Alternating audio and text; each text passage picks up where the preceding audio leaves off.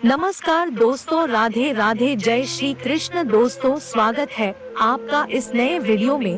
दोस्तों, चाहे रामायण हो या महाभारत, ये दोनों ऐसे ग्रंथ हैं जिनके बारे में जितना जानकारी इकट्ठी की जाए उतनी कम है, क्योंकि ये इतने विशाल ग्रंथ है कि इसमें हर एक पात्र के साथ एक कथा है। ऐसे में आज के इस वीडियो में हम लोग जानने का प्रयास करेंगे कि राम, लक्ष्मण और सीता जब तीनों वनवास गए थे तब उर्मिला ने 14 वर्ष तक क्या किया था। चलिए जानते हैं। मित्रों, जिन्होंने रामायण देखी होगी या जिन्हें रामायण के बारे में पता है, उन्हें उर्मिला के बारे में भी पता होगा। लेकिन फिर भी अगर नहीं पता तो चलिए आज के इस वीडियो में विस्तार से जानते हैं।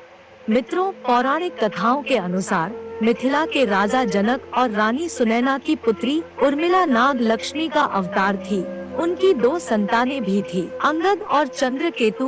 प्रभु श्री राम, माता सीता और लक्ष्मण के वनवास जाते समय उर्मिला भी अपने पति लक्ष्मण के साथ जाना चाहती थी, लेकिन लक्ष्मण ने मना कर दिया और कहा वृद्ध माता पिता की देखभाल करना ही उनका कर्तव्य है। इस कारण से 14 साल उर्मिला को पति से अलग अकेले काटनी पड़ी थी। लेकिन उर्मिला ने इन 14 वर्षों तक क्या किया, अगर आप जानते हैं तो कमेंट में अपने विचार जरूर पेश कीजिएगा, और अगर नहीं जानते तो बने रहिए इस वीडियो में अंत तक। दोस्तों, अगर आपको यह कहानी अच्छी लग रही है तो कृपया इस वीडियो को लाइक करके हमारे चैनल को सब्सक्राइब कर दीजिए। यह सनातन के लिए किया जा रहा है। पौराणिक कथाओं के अनुसार रामायण में बताया गया है कि राम, लक्ष्मण, भरत और शत्रुघ्न के जन्म के वक्त राम, भरत और शत्रुघ्न अन्य बच्चों की भांति कुछ देर रोने के बाद चुप हो गए थे, लेकिन लक्ष्मण रोते ही रहे। फिर उसके बाद जब उन्हें राम के बगल में लेटाया गया तब जाकर उनका रोना बंद हुआ। तब से वह हर वक्त राम के परछाई ही बनकर रहे।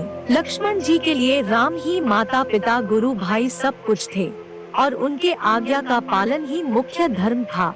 वे सदा उनके साथ छाया की तरह रहते थे। भगवान श्री राम के प्रति किसी के भी अपमान सूचक शब्द को यह कभी बर्दाश्त नहीं करते थे।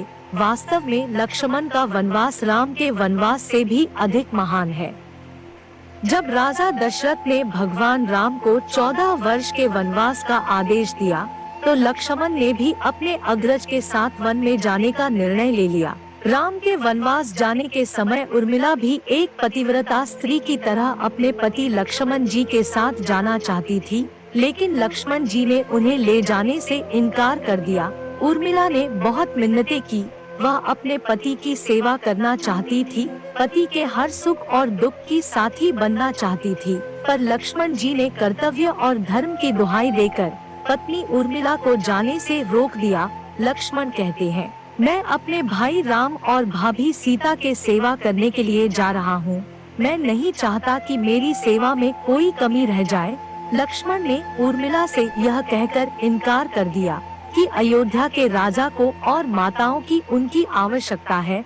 उर्मिला के लिए बहुत कठिन समय था। उर्मिला ने दिल पर पत्थर रखकर लक्ष्मण जी की बात मान ली और वह उनके साथ नहीं गई। जब लक्ष्मण जा रहे थे उस समय सबसे विकट क्षणों में भी उर्मिला आंसू तक नहीं बहा सकी, क्योंकि उनके पति लक्ष्मण ने उनसे एक और वचन लिया था कि वह कभी भी आंसू नहीं बहाएगी, क्योंकि अगर वह अपने दुख में डूबी रहेगी तो परिजनों का ख्याल नहीं रख पाएगी।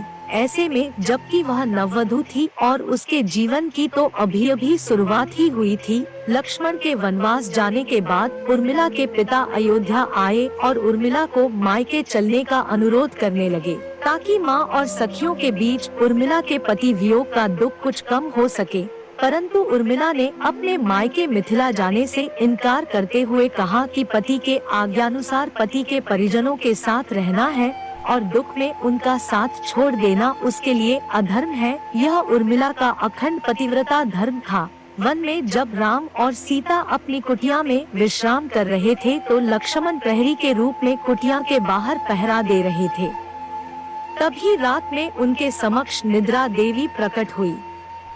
तब लक्ष्मण ने निद्रा देवी से वरदान मांगा कि उन्हें 14 वर्षों के लिए निद्रा से मुक्त कर दे।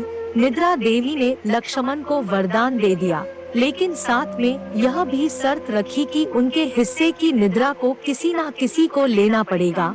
जब लक्ष्मण ने निद्रा देवी से निवेदन किया, उनके हिस्से की निद्रा उनके पत्नी उर्मिला को दे दी जाए। कहा जाता है कि निद्रा देवी के इस वरदान के कारण ही उर्मिला 14 वर्षों तक सोती ही रही थी और लक्ष्मण जी जागते रहे थे। कहते हैं वनवास से लौटने के बाद जब राम का राज्य अभिषेक हो रहा था तो उस समारोह में उर्मिला भी थी, लेकिन वो नींद के अवस्था में ही थी। यह देखकर लक्ष्मण उनके ऊपर जोर जोर से हंसने लगे। यह देखकर वहाँ मौजूद सभी लोग दंग रह गए थे। तब लक्ष्मण ने बताया, उर्मिला अभी नींद में है, जब मैं उबाशी लूंगा तब उर्मिला की नींद टूटेगी। यह सुनकर सब लोग हंसने लगे और उर्मिला आहत होकर वहाँ से चली गई। रामायण के एक रोचक किस्से में यह भी बताया गया है, जब लक्ष्मण जीवन से आए और पत्नी के कक्ष में गए, उन्हें देखकर पत्नी भयभीत हो गई और पहचानने से इनकार कर दिया। और इसकी वजह है उर्मिला के 14 साल तक सोते रहना, और इतने दिनों तक उन्होंने लक्ष्मण जी को देखा भी नहीं था।